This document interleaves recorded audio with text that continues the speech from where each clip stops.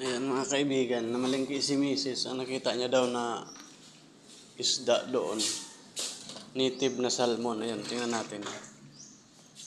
Ayan, itsura. Walang ulo yan. Tingnan ang ulo. Walang ulo. Parang salmon nga yung itsura din.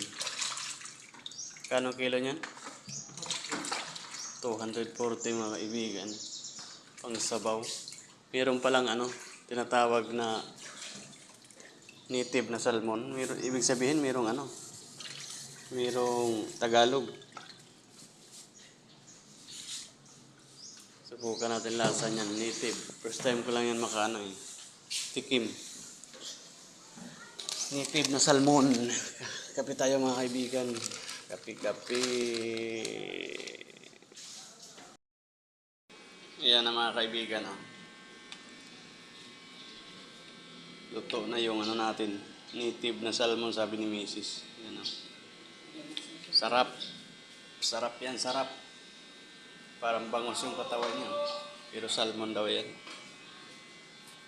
Sarap yan mamaya, mga kaibigan. Higop, sabaw.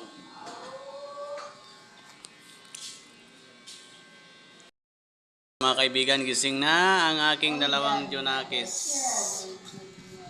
Tapos ka na mag-inom ng milk, pet? Ay, nagatago. Kaway ka, ate. Tiblis. Kaway ka sa camera, Tiblis. Inom na siya ng milk. Pet. Ay! Inom na sila ng milk, kay gising lang. Alas 9 na. Siguro nasugat na yan. Aaway na ni ate mo yung mukha mo. Hindi mo ba ito kinurot eh? Huwag kayo mag-away. Magkapatid kayo.